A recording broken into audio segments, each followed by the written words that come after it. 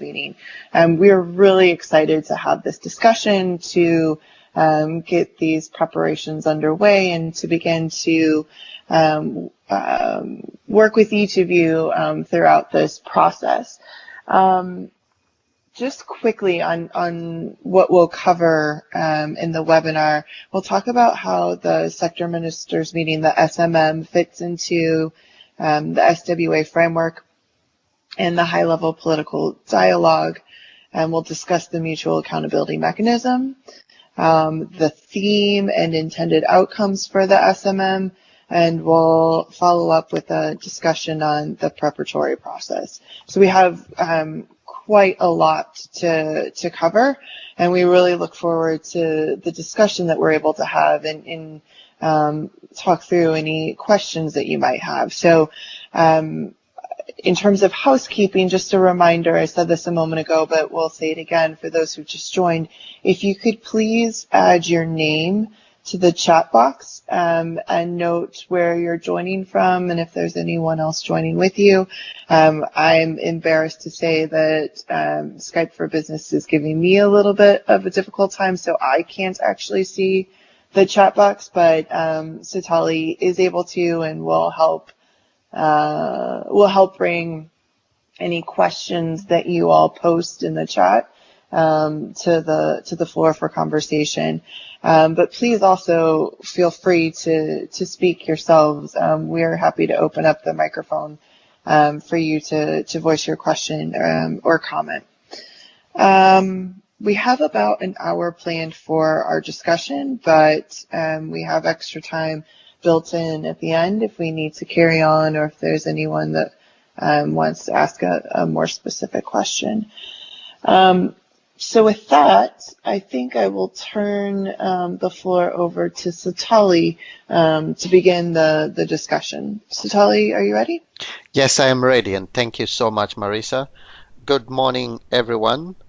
As Marisa has said, we're really happy that you've found the time to join this webinar today, as this is a crucial webinar to kickstart the preparatory process for the sector ministers meeting.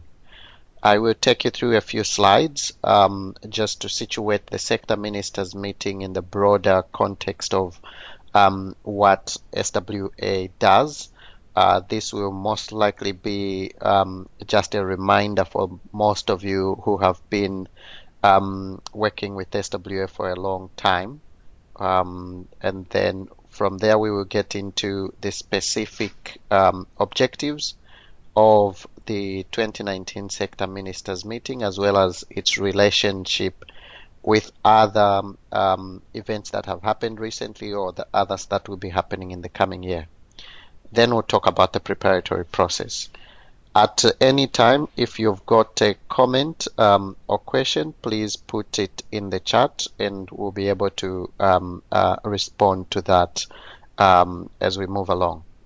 So just for a start, we thought that it's important for us to highlight in broad terms how the sector ministers meeting relates to various other components of what SWA does. So what you're seeing now is a slide which shows the various components of what the partnership is about. As most of you would know, the Sanitation and Water for All partnership has been in existence for almost 10 years now, and during this time the partners have established foundational governance structures and have also developed ways of working together to achieve sanitation, water, and hygiene for everyone, according to the vision of the partnership. Now, Sanitation and Water for All partners primarily support progress on sector targets at country level. This is a core direction that the partnership is taking, realizing that country engagement is where the rubber hits the road, so to say, and that the work that SWA partners do, even at regional, global level, is indeed to support the progress at country level. So to achieve that, SWA then employs these various other components, among which is what is called the high-level political dialogue. Now, the high-level political dialogue itself is a series of conversations aimed at raising attention to the gaps in the water and sanitation sector at the high political level within governments and the key decision makers. Now, that high-level political dialogue is composed mainly of two meetings: the sector ministers meeting as well as the finance ministers meetings. And these meetings are meant to mutually reinforce each other, realizing that financing and ministers of finance hold quite a crucial key to unlocking resources, either from their own governments or in their discussions with other development partners. So these two sets of meetings form a critical part of the high-level political dialogue. Historically, we've done these we've done these two meetings sometimes back to back when they happen in Washington, D.C., and once we've had the sector ministers meeting as a standalone in a country, and the first time we did that was about 2 years ago in Addis Ababa.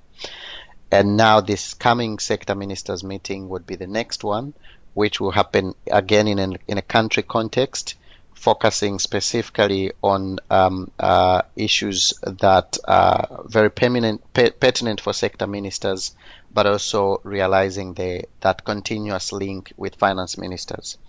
Now, the high-level political dialogue as a component of SWA is a good endeavor, but it is not sufficient to actually drive the progress that is required in the sector.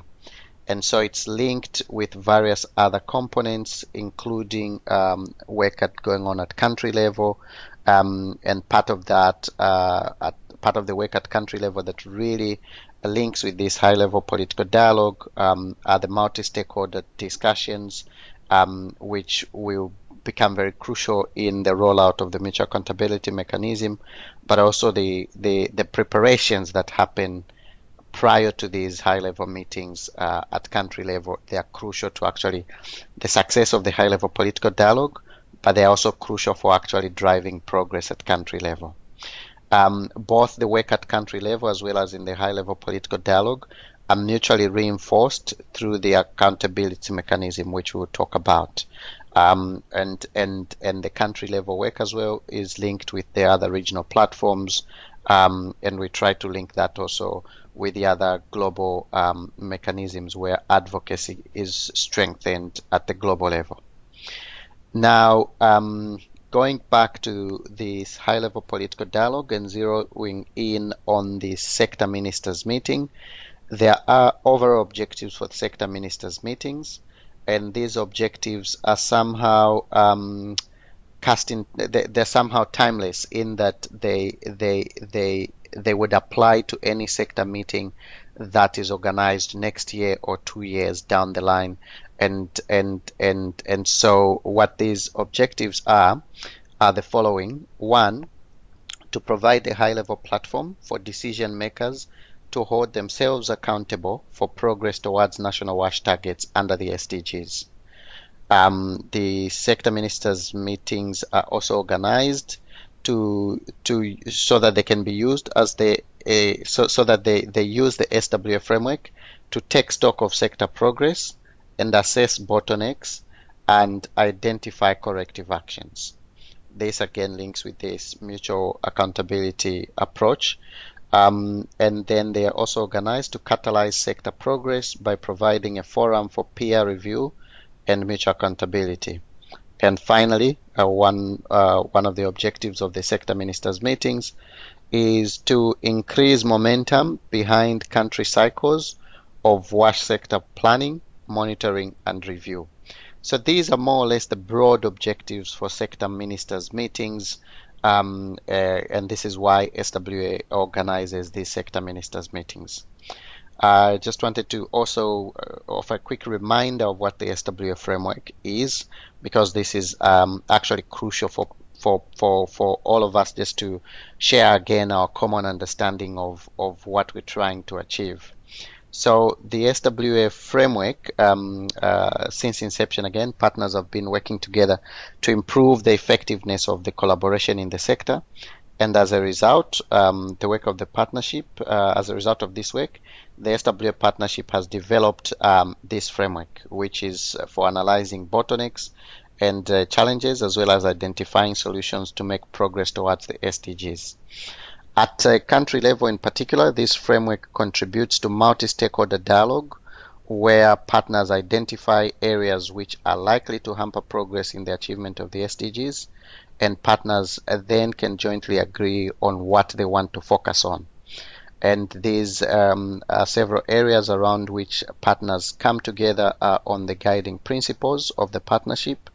Every partner, when they join, they sign on to these principles as well. Some of those principles include that partners would work in a multi-stakeholder fashion, that they would agree to be transparent and accountable to each other, and that they will be driven by evidence in decision making. The framework also includes the collaborative behaviors, which are more about development effectiveness in the sector, and the framework also includes the building blocks, which are the main factors that are needed for the sector to be effective. So this framework really continues to guide the work of the partnership, and the sector ministers meeting is planned to help move progress on different aspects of that SWA framework. So now I will go into sharing specific information about the 2019 sector ministers meeting, given the background that I have already shared. May I just remind you that in case there is any question at this point, please put it in the chat, and I will pause after I share these few slides on the meeting to then have more discussion. But if you have any question at any point, feel free to post it in the chat. So the 2019 sector ministers meeting, what will be its theme and purpose? The theme of the sector ministers meeting will be Leave No One Behind.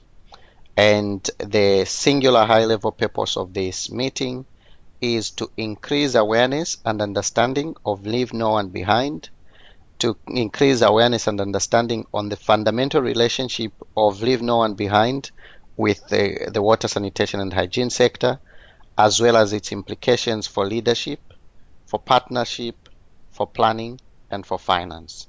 So you will see in here that there is a very strong emphasis, obviously, on inequalities, given that the main focus is on Leave No One Behind, but also on the leadership that is required to drive progress towards attaining this principle of Leave No One Behind, and the aspects of planning that need to happen for this to be realized, as well as the financing that would be required. Obviously, that aspect of financing then links back to that other key high-level political dialogue component, which is the finance ministers meeting. This meeting and this focus was also selected through the work of the high-level political dialogue working group, which is a working group of SWA, co-chaired by DFID and the government of Costa Rica. And there are a lot of partners that are part of that working group, and so they worked together over a period of about 6 weeks or so to prepare the theme and concept for the meeting. This theme somehow is meant to build on conversations that have already happened, but it is also very much fitted in what will be going on in 2019. So in 2019, the core message of the World Water Development Report will be Leave No One Behind. And so we're hoping that we could use this meeting to have that strong strategic dialogue with ministers on the practical aspects of Leave No One Behind, and obviously also drawing on that report. In 2019, the World Water Day will also focus on Leave No One Behind, and that World Water Day will take place about a month before the sector ministers meeting, about a few weeks before the sector ministers meeting. The World Toilet Day as well in 2019 will focus on Leave No One Behind, and at the UN, at the High Level Political Forum in June, SDG 10, which will focus on reducing inequality, will be the focus of will be one of the key themes for the UN High Level Political Forum. The aspect of leadership, which comes through in this theme for the sector ministers meeting, is also meant to build on the recently held Mahatma Gandhi International Conference on Sanitation, which took place in India this year, which focused a lot on raising on leadership and creating that momentum at the political level. And so this is meant to also build on that. Now the key strands that there are 3 key strands to this meeting, some of which I've already mentioned. That the main strand is Leave No One Behind, which is also a key theme of Latino Sun 5. Latino Sun 5 will be organized it will take place just before the sector ministers meeting. And as I said, this will also be the theme of the High Level Political Forum, and we'll also build on other themes that will be looked at next year. Leadership, as I said, will be also a fundamental focus of the SMM, so that we could figure out how leadership, what would be required at the political level to ensure that action is taken to reduce inequalities in the WASH sector. And on the financing side, it is basically to look at what in terms of financing is needed, but also what financing modalities and mechanisms can create efficiency in eliminating inequalities and leaving no one behind. As I said, also the aspect of leadership was already the focus of the Mahatma Gandhi International Sanitation Convention, which took place in India in October. So that's where this conversation is situated in time, and also in terms of linking with other processes. The proposed outcomes are that this meeting will lead to a common understanding of what Leave No One Behind means, particularly in the water and sanitation sector, and the scale of inequalities in WASH, and its root causes and its impact. This will also focus on the leadership and the critical role of leadership to bring attention to the sector, and as well as resources on Leave No One Behind. And then to focus on planning, monitoring, and review, so that there could be a demonstration of how the application of the SWA Framework of guiding principles, collaborative behaviors, and sector building blocks can address inequalities in WASH. And again, on finance, to establish how national sector finance strategies can be developed to maximize their impact on eliminating inequalities. Now, this sector ministers meeting will also be the first sector ministers meeting at which the mutual accountability mechanism will be applied.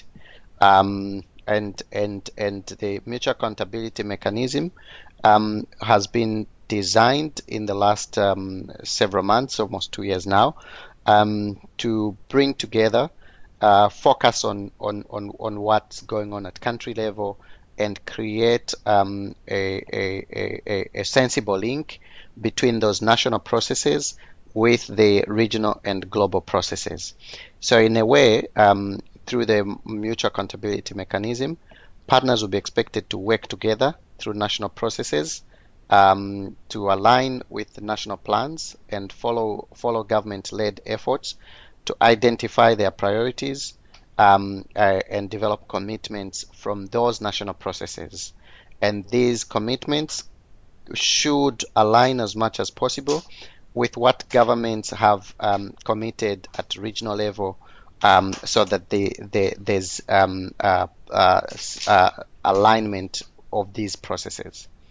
In this new accountability mechanism, all partners are expected to participate, obviously following the government leadership, but also to put their own commitments in support of those priorities identified by the governments. Once again, just in terms of a recap, the proposal or through this accountability mechanism is that partners work together at country level through government leadership to look at the national plans or the sector plan and identify targets which they want to achieve through a 3 or 5 year cycle, and government would choose 2 to 3 country commitments which are smart in terms of being specific, measurable, attainable, realistic, and time bound. And then each constituency of SWA partners, so for example, CSOs in any particular country, could come together and identify what their commitments would be to achieving those commitments already identified by the government. And other partners such as external support agencies would also be expected to do the same. Now, they could do this as a group, or individual partners could decide to do that. That would depend on the volume of resources and work, but also of the program for each of these partners. What is crucial is that these commitments will now be going beyond just what the government is committing. It will also be putting in place other commitments demonstrated by partners as a follow-on to that government leadership. In other words, really trying to make this process mutual. We do provide here just an example of how we think the process would flow. Where our understanding is that there's at some point an assessment and analysis of what the sector gaps are in the country. This may already have happened at this point in the country through different processes, such as a washbat or such as through the GLASS discussion, given that the GLASS survey will be submitted mid next month. So through this process, partners would have worked together to discuss what their gaps or challenges are. And as a follow-on to that, maybe through another national dialogue, such as a joint sector review or a sector coordination meeting, partners could identify what their targets are, what partners want to do to remove the bottlenecks or to address a challenge or gap that would have been identified through the sector analysis. And once they identify what that target is, already the government could identify or prioritize some of those targets, 3 or 5 of those targets, and those targets become the commitments of the government. And this is happening in the national context. It can support, it can contribute to what's going on for the SWA at the global level, but it is not necessarily driven by the SWA process. That's what really would like to emphasize. So once those targets are identified, partners then could also put on the table the commensurate identification of their contribution to achieving those targets. And then there's implementation, and the reporting and progress happens also at country level through those same national dialogues, whether that's a joint sector review or a coordination meeting. So what you have at the top of this slide is what we think is the process at the country level.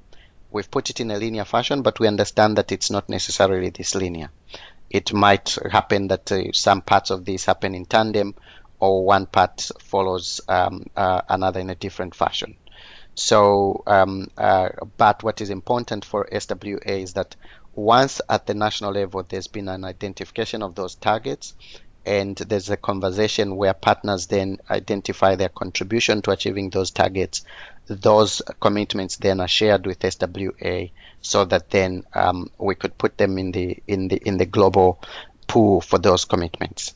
In terms of the link again at the global level, once governments and partners go through their process, They share those commitments with us, and these commitments can be presented and showcased at the sector ministers meeting or at the high-level meeting of ministers of finance. And a way that we're also thinking that in terms of design of this meeting is that the meeting will also be used as a platform for partners to share experiences and strengthen learning in terms of the progress they are making, but also the difficulties they are facing on those targets and commitments that they would have identified. So that's the link with the global level. Now, just some more practical information about the sector ministers meeting, getting back to that. The date and location, 4 and 5 April 2019, that's the date, those are the dates. There's a plan to have the technical day, on the 3rd of April. Now, what the technical day is that this is a meeting of senior government officials, the technical staff that would be accompanying the ministers. We would like for them to arrive a day earlier so that then they could take part in this technical day. In Addis Ababa, where we had the previous sector ministers meeting, we had this technical day at the end of that meeting. Again, in terms of location, this meeting will take place in San Jose, Costa Rica. In terms of participants, we anticipate to have we're preparing invitations for ministers responsible for water, sanitation, and hygiene. In some countries, this might be one minister. In some countries, this might be 2 ministers or even 3 ministers. So it would depend really on each government focal point as well as partners in that country to tell us who they would like to receive an invitation, which ministers should be invited. There will be support from SWA. Obviously, resources are limited, and so we may not support all the ministers if say there are more than 2, but we'll make an effort to support up to 2 ministers if necessary for them to travel. Each minister will also be asked to identify one technical staff that can accompany them to the meeting. Then we'll also have leaders from civil society, external support agencies, private sector, research and learning agencies. These groups will work with them to identify a number of participants from the group who will then be invited. We also have prominent leaders, including the SWA high-level chair, who will preside over the meeting. And the SWA high-level chair is also a part of what is called the Global Leaders Council. This is a newly agreed group in the new governance document. It will be comprised of prominent leaders who would support the high-level political advocacy work done by the high-level chair, who currently is the former Prime Minister of Australia, Mr. Kevin Rudd. So at this point, I will pause so that we can then get to have a discussion and also respond to the questions that we are already having. So I will pause here and open the floor so we can get to also hear your voices and get to discuss the questions that we already have. So I see that we have 2 people who posted questions in the chat, 2 questions there. Kian, could I just open your line and maybe you can speak, and then Therese, we could also open your line and we hear from you. I'm doing this also because others do not have access to the chat, and then we can respond to the questions. So Kian, your line is open. Yeah, I'm here. Good morning from Vietnam. Good evening from there. I just put a question, but then I heard your words, and then the answer was immediately given to me from listening to you. That's we say that all stakeholders pick up identifying targets and milestones. But then each government pick up 2 or 3 commitments for the planning and monitoring and reviewing and then reporting to the sanitation water for all. And then I asked the question if the 2 or 3 commitment are the same with 2 or 3 out of the targets. But yes, but you said yes, the commitments are also chosen from the targets and milestones, and that's it. Okay. Thank you very much. Yeah. Okay, thank you so much, Ian. Thank you very much. And I'll come back to that with a practical example shortly. Therese, do you want to just pick up the floor as well and speak to your question? Yeah, sure. Thanks, Sitali. I mean, I guess from my side, the question is, you're talking about the national process and then you talk about the global process. And in many regions, we have regional processes, regional commitments, regional partnerships, be it SARC, be it AMCOW, be it whatever. And I mean, where do you see that fitting into the process? Because as you know, in something like SACOSAN, we tried to ensure that it was very much aligned with SWA. So I'm just sort of, I want to sort of try and avoid that we're sort of bypassing regional processes where they exist, if that's feasible. Okay. Now, thank you so much for those 2 questions. So let's talk about these 2 questions, one of which has already been somehow responded to, and then we'll take some more. So coming to the part about the region, and the way maybe I could sort of approach this is through an example,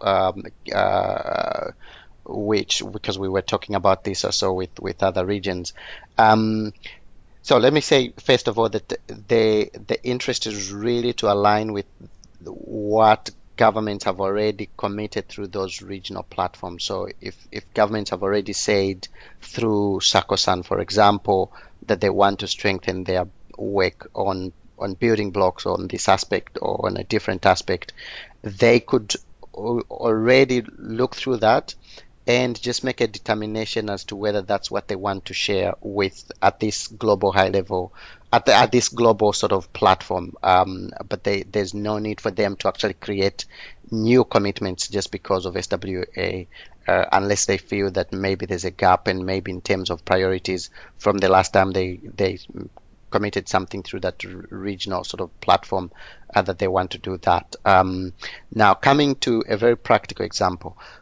So let's pick maybe an example of what's going on in Africa, where in one of the regional commitments is governments have to invest 0.5% of their GDP in sanitation. So that's a regional commitment. How is it translated at country level? If I am in Zambia, for instance, just for argument's sake, if the country I am in has not yet achieved that 0.5% of GDP being allocated to sanitation, we might decide as partners in our country that we want, if today we're at 0.1%, in the next 2 to 3 years, we want to move to 0.3% because we feel that that's what is achievable. If that is our target, that's what we think we can do in the next 2 to 3 years or in the next 3-year cycle. We share that with AMCOW and say this is our progress marker. This is what we think we can achieve in the next 3 years. That same commitment can also be shared with SWA. So there is no need to actually create a new one, because in the context of the country, that is what is a priority, and in the context of the country and the region, that is what will also be monitored. What we have to strengthen our work on is actually how to make sure that maybe in terms of reporting, that we actually mutually reinforce each other with those with those regional platforms. For SWA, sorry. I was just, sorry for interrupting you, Sitali, but I guess in your entire presentation, there's no mention of any regional platform or regional commitments that I can see. So is it intended that the AMCAs, the SARCs, the ASEAN and other groups will also be involved in this process? Because I don't see them being included. Everything is about national partnerships and global partnerships. So that's sort of more, because I think the commitment side we can work through at country level with countries. Okay, so thanks for that. And two things. So one is to say that we sort of mentioned it in, I think it was my second slide, we sort of talked about these regional fora, but yes, I see the gap you're mentioning, because once we come to the mutual accountability mechanism, we have not articulated that. And yes, that's a gap, so I think we can address that. What we've talked about in terms of what we see as a feasible way forward, and obviously this will also be an area that we need to strengthen on. But what we've talked about as a way forward is to try and work with those regional platforms to see that to see if through those plenary sessions or through other discussions there that they could be used perhaps as a moment also when there's a time for countries within that region to maybe share their experiences, but also talk about the progress they're making. And it might be that for some of the countries, that's when they're actually ready to table commitments, and maybe the timing does not work, that there isn't a big SWA global meeting, so then they could work through that global platform.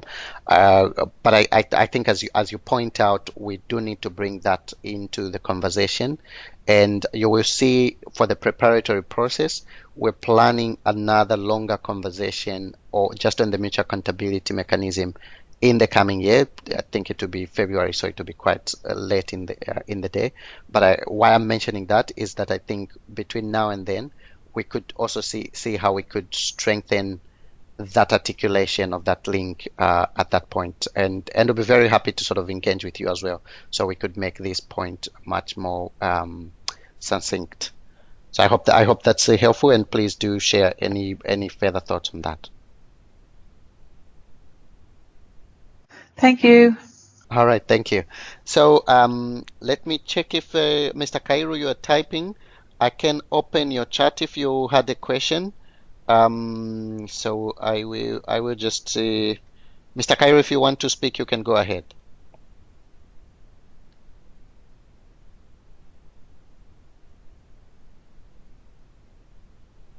Okay, so Mr. Kairu is asking, is it that we measure the... Hello? Hello, this is Kairu. Yes, please go ahead. Yeah, let me know about updates. It would be the global updates on sanitations or SACOSAN updates. Okay. Hello? Hello? Yeah. So I reading here what you're saying is it that we measure the progress in SACOSAN commitment? Oh, so if I'm understanding this as would you be using this process to measure commitments on SACOS to measure progress on SACOSAN commitments? To a great extent, I think you should use this process to also reflect, because now it's going to be about a year since SACOSAN, to also reflect on how far you've gone on those commitments. And you might already be saying, maybe on this commitment, we're doing well, so we will continue there, and maybe we're not doing well here, and this is what we would need to do to actually drive progress in a commitment where there's a gap. By all means, that also is very welcome to bring that up and share as where you will want to focus in terms of your country for progress.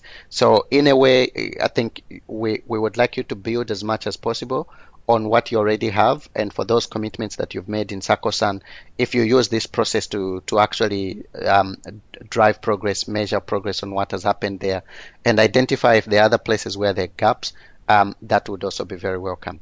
And Therese, since you've worked also on SACOSAN, I hope that this would be helpful towards sort of those commitments at SACOSAN as well. Thank you. Another query is here. You told that our finance minister yes. from the country will be there. let me know. Our finance minister did not get any letter from you. Okay. It is our responsible to communicate him from our part. Okay, so the finance minister, this meeting in Costa Rica will not be for finance ministers. That is why your finance minister has not received an invitation. However, you will see in the preparatory process, we are suggesting, because there will be a big component on financing, we are suggesting that you try and get some kind of interministerial dialogue prior to the meeting that would maybe involve the finance minister already in country in Bangladesh, so that the analysis on financing that would be required to eliminate inequalities could also be shared with the finance minister as a moment for advocacy, but also to engage with them so that they, maybe in the budgeting cycle and other discussions that they're having, they could already be considering that.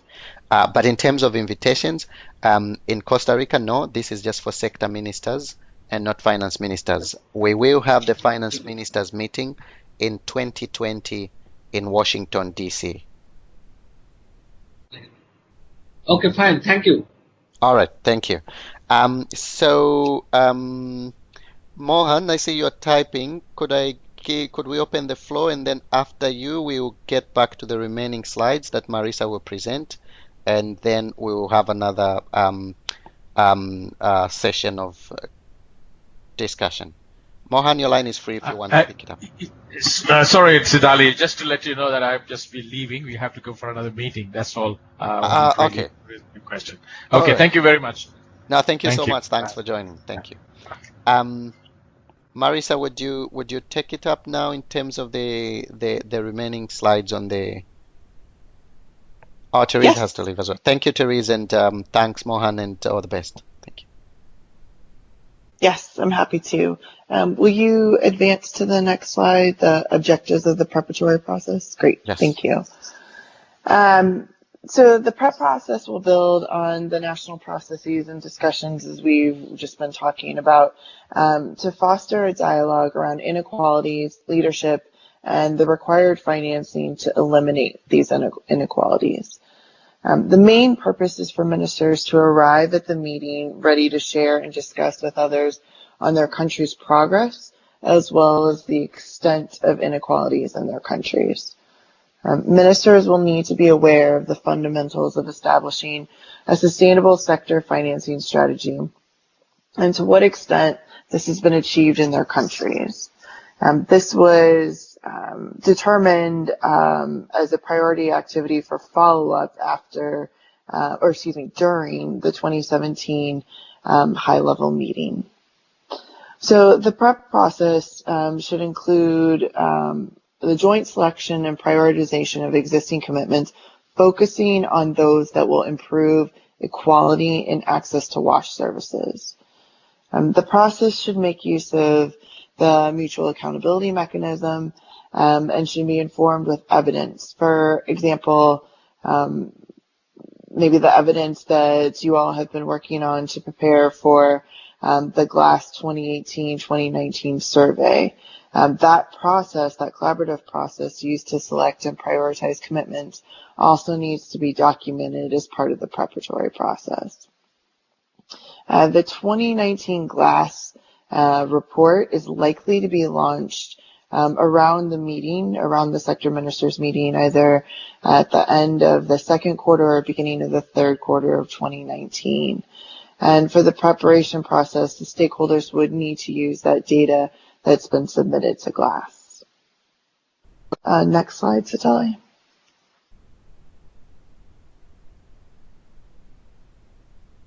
Great. So what do the ministers need to know to be able to really engage in the sector ministers meeting? We suggest developing a brief for ministers that focuses on the state of the sector regarding the SDGs, the building blocks and collaborative behaviors, investment needs and funding gaps, identifying the funding gaps for the sector, and selecting actions needed to catalyze that progress. We suggest, or we'll be using existing processes and systems like sector coordination meetings, joint sector reviews. Again, we discuss this quite a bit, that we want to build on the conversations and processes that are already taking place in country, not to create something new or pushing something out of context. The ministers will need to be prepared to present and discuss what they've achieved since the 2017 SMM. As we talked about also, that some ministers may have managed to create joint national commitments, and those can be highlighted, and achievements towards those certainly can be highlighted at the meeting. The ministers will also need to be prepared to address some questions that will take place in the ministerial dialogues.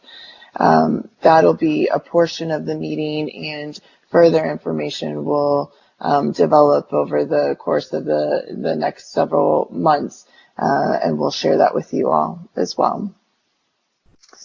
Next slide, Satali. So this slide addresses activities that could help prepare ministers for the sector ministers meeting.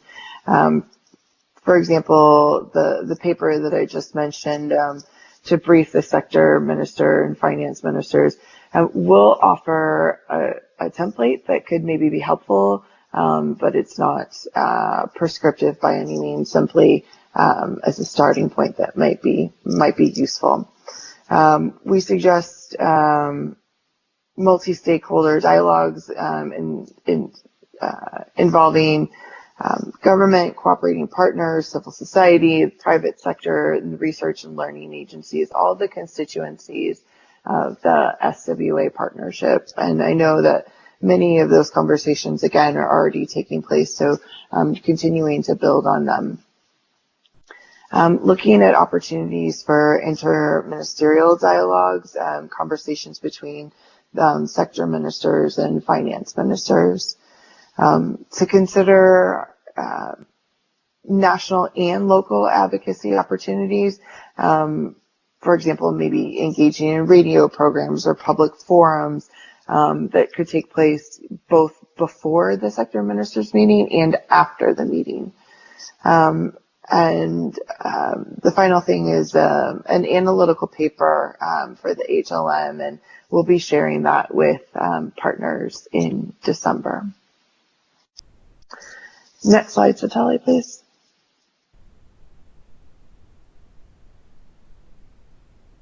So this slide and the following outline the major activities as we've sort of arranged them or scheduled them. The first being this webinar discussion that we're having right now is the very first step to launch the preparatory process. In December, the Secretariat will be having bilateral calls with partners, and in particular, we ask that our country partners reach out to Satali, myself, and our colleague Balvant to let us know when they have availability, recognizing that a portion of December usually slows down with some holiday activity. But we really are very, very interested in having these conversations, and look to you all to tell us your availability. We'll most likely have some follow-up on that as well to arrange those conversations. And in January, we'll have a second webinar that'll focus on inequalities and how partners can analyze their country's status in that regard. The webinar will also touch on financing for inequalities. Sally, next slide, please.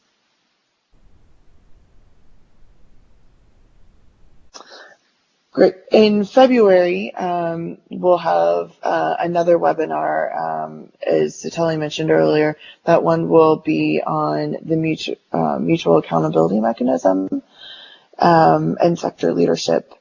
In March, we'll have the fourth webinar that'll be much more specific about the meeting, in particular the final agenda, speakers, details on logistics, and details about the submission of partner commitment statements. And then following in April, of course, is the meeting.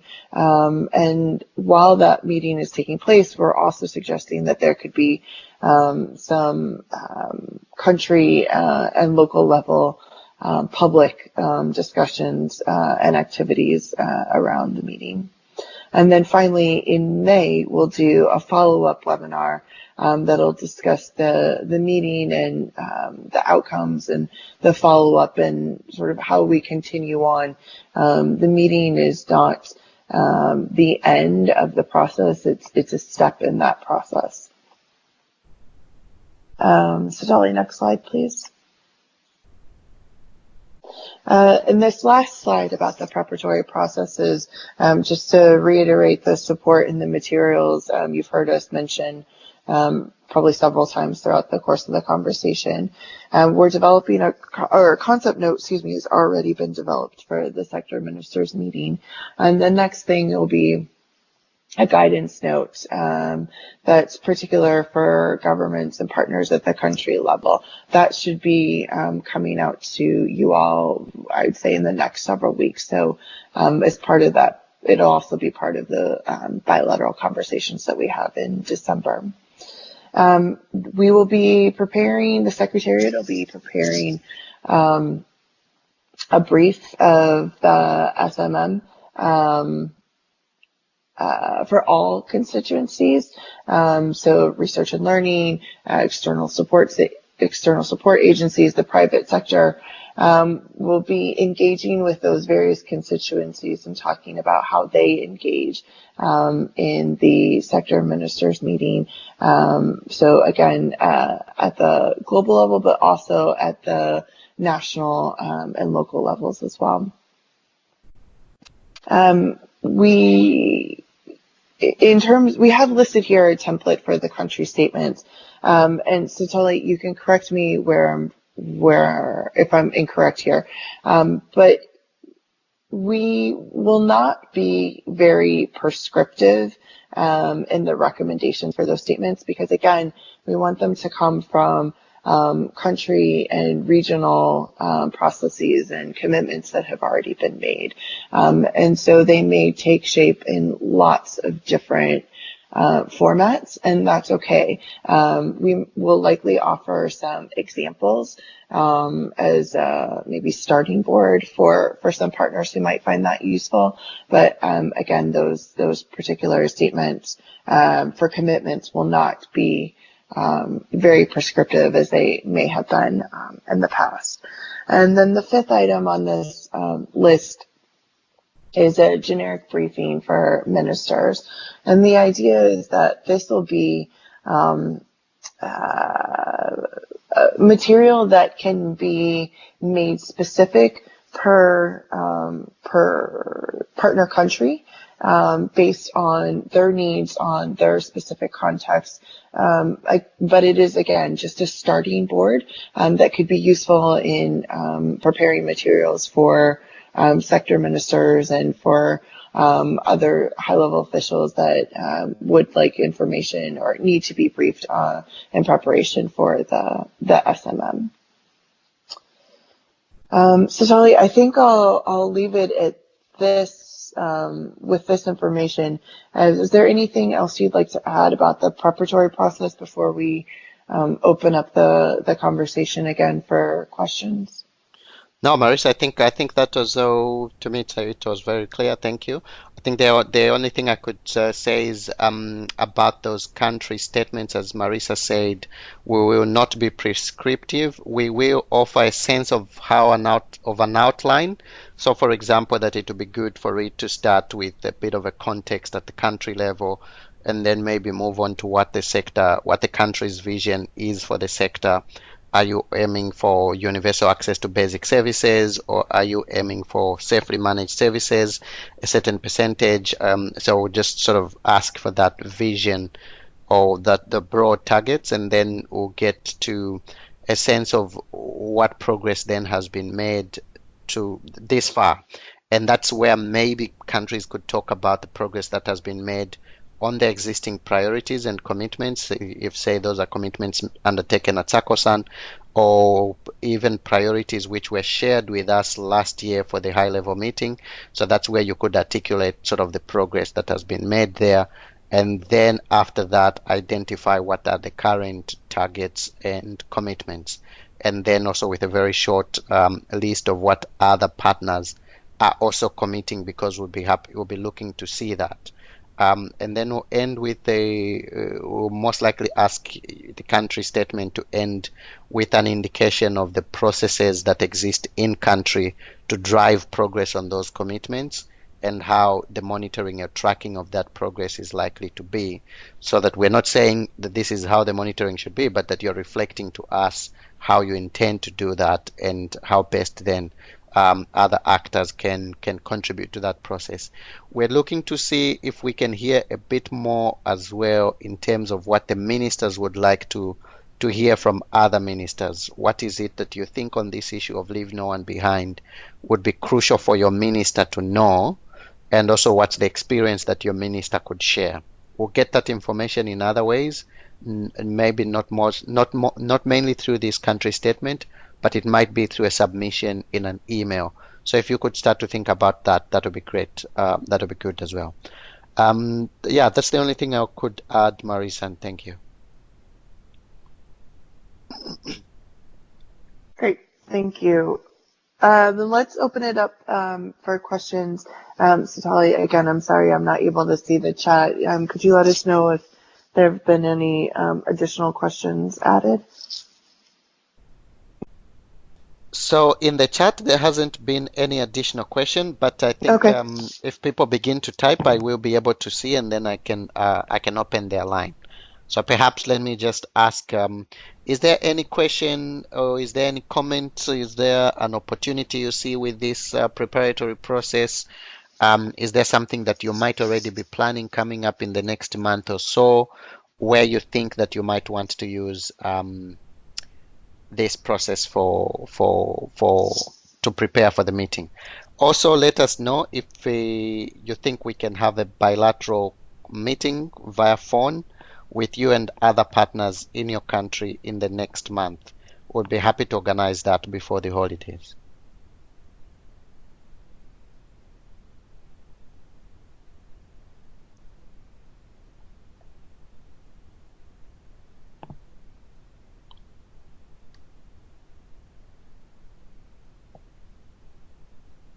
Was that all clear? Is there anything that might need clarification? Majid, I see you're there. Can you hear us?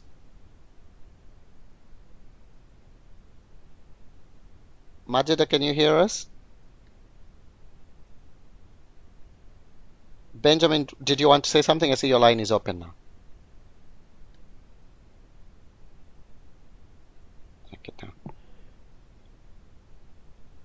Okay, so okay, yes, we have. I think these would be colleagues from the Sector Ministry of Water Resources. I think this Nepal. Please, you can take the floor. I see you're typing here. It says Sector Ministry of Water Resources, but I'm not sure which country this is. You can take the floor. Your line is open. You can speak.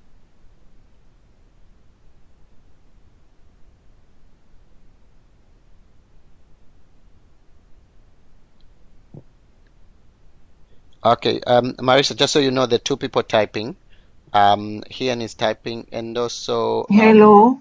Hello. Yes, Hian, please go on. Yes.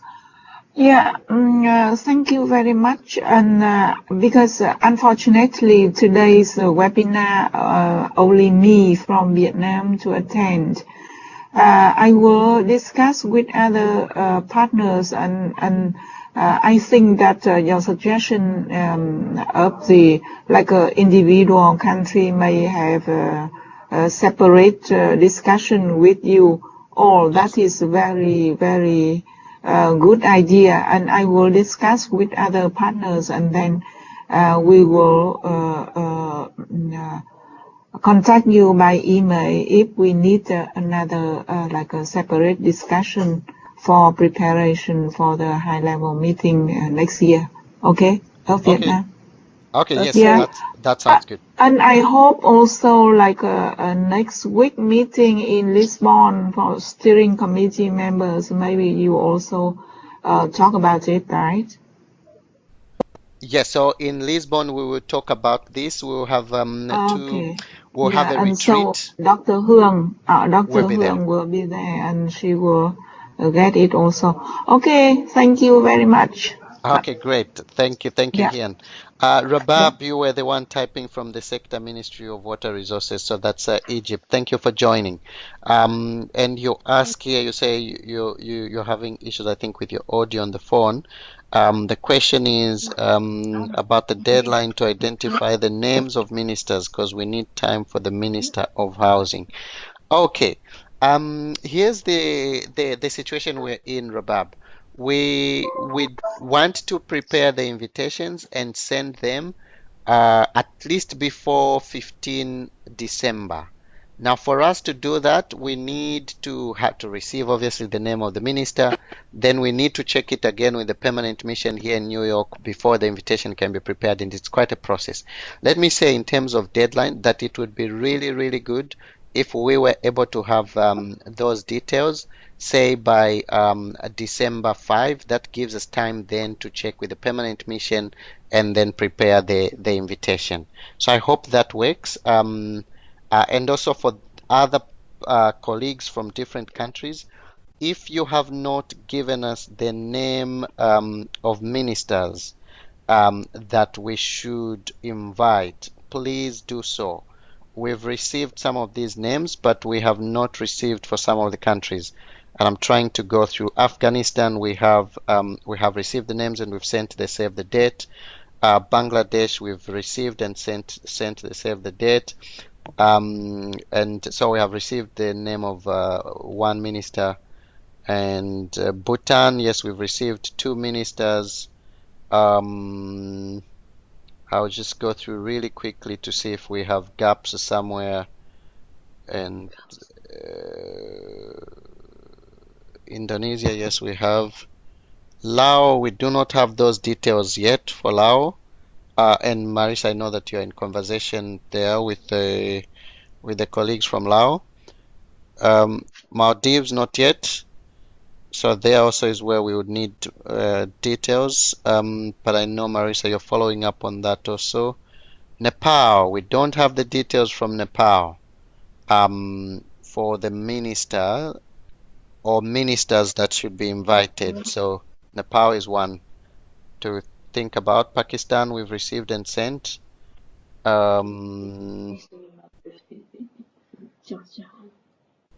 Sri Lanka, we had the details, but then there was a change, so we don't have those details. Vietnam, Hien, we don't have the details of the minister.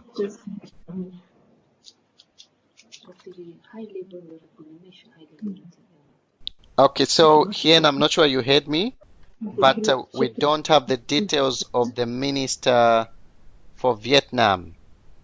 Deshan, did you want to say something from Bhutan?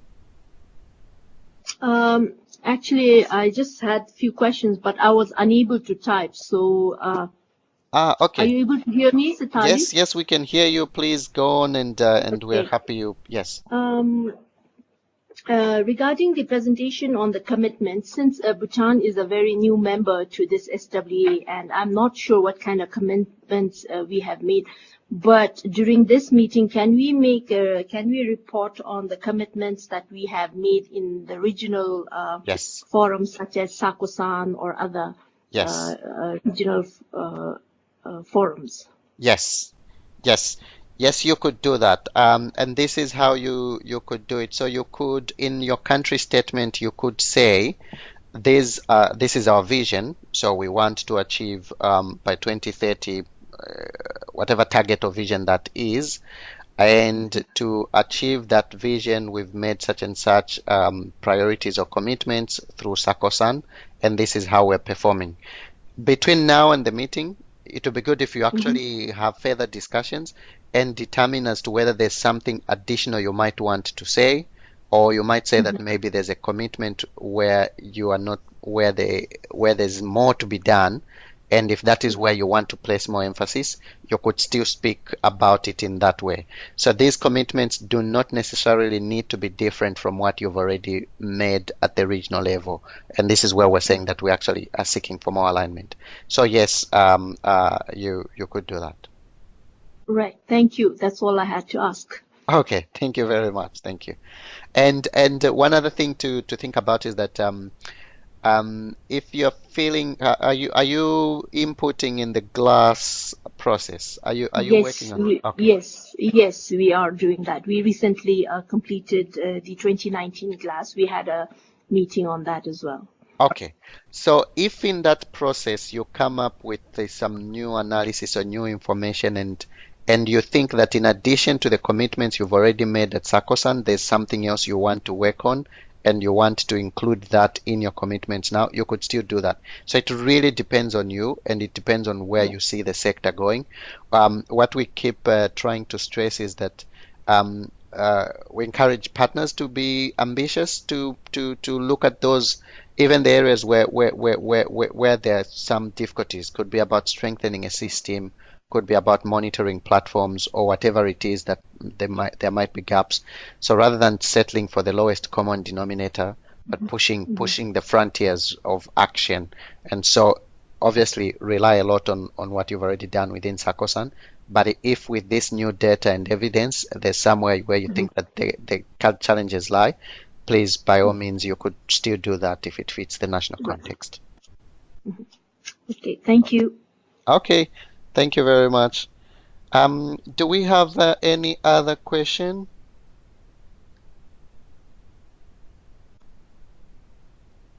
Benjamin, just so you know, your line is open if you wanted to say something. Hien, do we still have you? Hien, I was saying that we don't have the details of the minister from Vietnam, the minister or ministers that should be invited. So if I can check next week with Dr. Huong, but if this was something that you might be able to check, that would be great.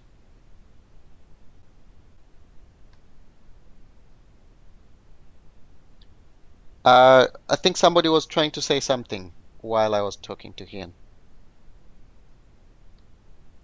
Please. Yes, no, please. Thank you. We are from Dhaka. It's very nice, and the presentation, and this was very helpful. So same way, if we have chance, we will have another bilateral meeting, yes, including our agencies. I can see our UNICEF colleagues also from Dhaka also attending. So we'll have another bilateral in the next month. I think. Thank you. Perfect. Thank you very much. And please let us know about that bilateral. We'll be happy to do that when it best suits your timing and context.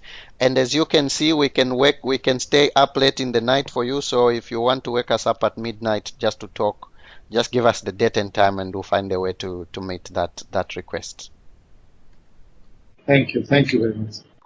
We will put more information about the sector ministers meeting on the website, and I will put in the chat now the link to the website where we have that information. This will also come in the together with the presentation and report of this webinar.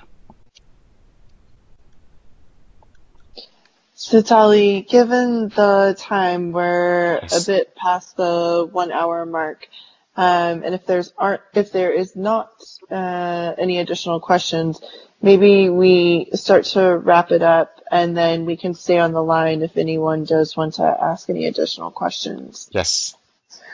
So I will just say thank you again to everyone for participating. This was a lot of information. We really appreciate your questions and the discussion. Again, we're really excited about the meeting taking place next April, and really excited to work with you all and to support your efforts in any way that we can. As Tali mentioned and shared the website with more information. We'll be posting the recordings of the webinars on the website and sending around additional materials and likely following up about bilateral conversations. So for me, thank you very much. We really appreciate it. So Tali, do you want to have any or share any closing words? No, just to thank everyone for joining and to make a few offers. One is that we're keen to do the bilateral conversations because we understand this mutual accountability mechanism discussion could be new. So please do feel free to organize that. And then we'll be happy when to do that together with, we can do that as a group of partners. So then you could maybe all be sitting in one place and then we can all speak together. And then the key thing is also that these invitations, we really need them to go sooner because the visa for Costa Rica is most likely going to be a bit of a process. So we need to have these invitations sooner. And for Nepal, Vietnam, I think those are and Laos, those are the countries where we need the details, or the ministers would really appreciate, even through our UNICEF colleagues, if we could get support to get more information there. And then lastly, we'll be sharing all these other documents that will be useful for you. If there's any need for clarification, do not hesitate to call on us to help. Thank you. Great. Thank you, everyone. Have a good day, good afternoon, good night for everyone. And again, Sally and I will stay on the line if anyone has questions or wants to discuss something further. Thanks so much. Dandy, are you still there in Nepal? Dandy Ram?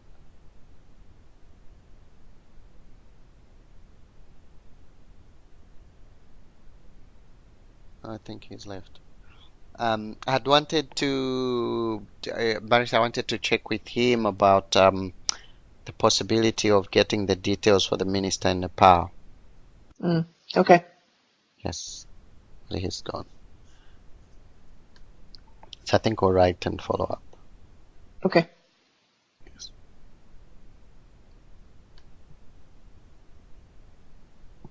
Okay, so I will stop the recording.